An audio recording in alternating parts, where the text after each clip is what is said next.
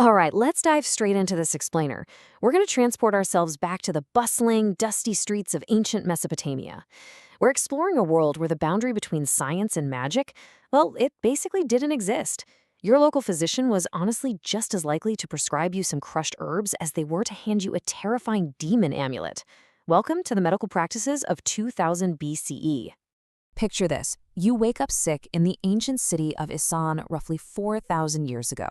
Your head is absolutely pounding, you've got a raging fever, and frankly, you're terrified.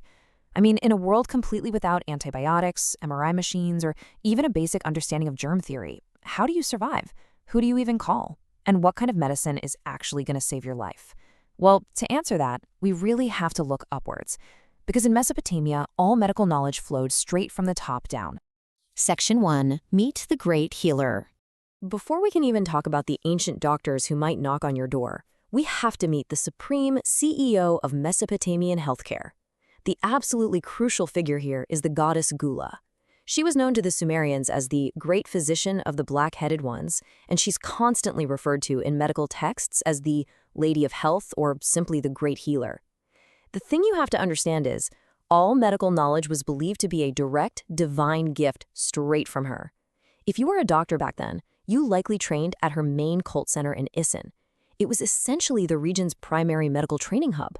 She wasn't just some abstract symbol. She was the absolute final authority on whether a patient lived or died. Section 2. The two types of doctors. So now that we know who's in charge of the overarching system, let's look at the mortals on the ground. When that fever strikes, you've got two very different types of professionals you might summon to your bedside. And what's really fascinating here is how this just completely shatters our modern myth of the primitive witch doctor. In Mesopotamia, you basically had two distinct tracks of medical pros. First, you have the Asu. These were doctors who focused on physical symptoms using herbal treatments and what we might loosely call early science. Then you have the Asipu, who focused entirely on the supernatural, relying on magic, prayers, and incantations. And here's the kicker. Neither of these was considered alternative medicine. Both the scientific Asu and the magical Asipu were viewed as equally legitimate by the people of the time. This whole concept is anchored perfectly by a quote from scholar Robert D. Biggs. He points out that ancient texts frequently use phrases like, "if neither medicine nor magic brings about a cure." You see, ancient patients didn't pick sides. They didn't care. They actively combined both magic and physical treatments just to find a cure. The Asu and the Asipu operated out of the exact same temple complexes, they made house calls, and they worked in tandem to heal you from both earthly and unearthly afflictions. Now, before we get into how they diagnosed you, there's a really fascinating detail regarding childbirth fees. A doctor's compensation actually varied based on the outcome of the birth. Surprisingly, it was specialized midwives, called subsutu, who did the actual delivering of the baby. But doctors, whether Asu or Asipu, were still paid a fee to be present, to ease labor pains with herbs or ward off demons with chants. But get this payment structure. Records clearly show they were paid strictly more for the birth of a male child than a female child. It's a pretty stark reminder of the social dynamics that were woven directly into their everyday medical billing. Section 3. Gods, Ghosts, and Demons. Let's see how your ancient doctor would go about diagnosing the actual root cause of your horrible illness, because an ancient person faced a truly terrifying number of supernatural threats. If you got sick, it wasn't just bad luck or eating something weird. It was often viewed as a wake-up call or a direct punishment from offended gods because you strayed from the right path. But even scarier, a totally innocent person could be struck down through absolutely no fault of their own. How? By malicious demons, evil spirits, or even the angry ghosts of dead relatives who weren't getting their proper offerings. They were especially terrified of the ghosts of people who died unnatural deaths. Think drowning victims or soldiers dead on the battlefield. The belief was that those angry spirits would literally return to physically sicken the living. To combat these horrific threats, doctors used some incredible irony in their treatments. One of the absolute most feared entities was Lamashtu. She was a demon known specifically for stealing or killing infants. So to protect pregnant women and newborns, doctors wouldn't just prescribe a gentle prayer. No.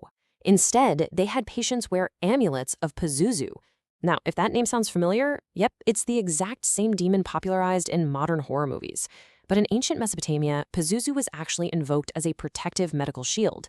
He was so malevolent, so purely terrifying, that doctors used his image specifically to scare off the even worse demon Lamashtu. It was quite literally fighting fire with hellfire. Section 4. Dogs and Ancient Cures. Once the cause was diagnosed, whether it was a pesky ghost or an angry god, it was time for treatment. And this brings us to one of the most unexpected and frankly amazing aspects of Gula's medical practice. Let's walk through the steps of a typical, intense treatment. First, you visit Gula's temple complex. Second, you receive your herbal poultice or your magical chant. And third, well, you allow the roaming temple dogs to lick your wounds. Yep, actual dogs. See, Gula originally evolved from an older Sumerian dog goddess named Bao. And this brilliantly shows how ancient people observed the natural world. They noticed that when dogs licked their own sores, they seemed to heal much faster. From that observation, dogs became deeply associated with healing. So real living dogs roamed freely around Gula's temples, acting as literal, four-legged medical assistants to help cure the sick. But what if you couldn't make it to the temple? Or maybe you just couldn't keep a real dog at home? Well, you'd rely on preventative medicine through what we call the Nimrod dogs. These were little ceramic dog figurines inscribed with Gula's name. As a form of medical protection, ancient people would take these clay dogs and bury them right beneath the doorways and thresholds of their homes. The belief was that these magical dogs would guard the house and physically bite any evil spirits or disease-bearing demons trying to sneak in. It was basically a 4,000-year-old magical home security system meant to keep the whole family healthy. Section 5. The Legacy of Sumerian Medicine. As we wrap up this explainer, let's look at how the medical practices of 2000 BCE still physically echo in your life today, usually right under your nose. Just trace the journey of this single incredibly important symbol. So Gula had a son, a healing god, named Ninazu. Ninazu was associated with serpents, which, back then, represented transformation and transition. He carried a staff intertwined with serpents. Over the millennia, this specific symbol was adopted by the ancient Egyptian god of magic and medicine, Heka. Then, it traveled over to ancient Greece, becoming the caduceus carried by Hermes. And finally, it made its way into the modern day.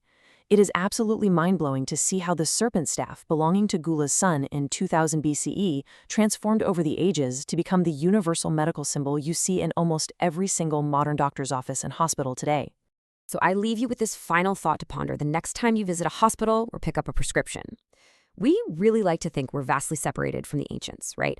We might have successfully traded magic amulets for antibiotics and temple dogs for sterile waiting rooms, but the ancient symbols of magical healing, they are quite literally still watching over us today. Thanks for joining me on this explainer, and keep questioning the world around you.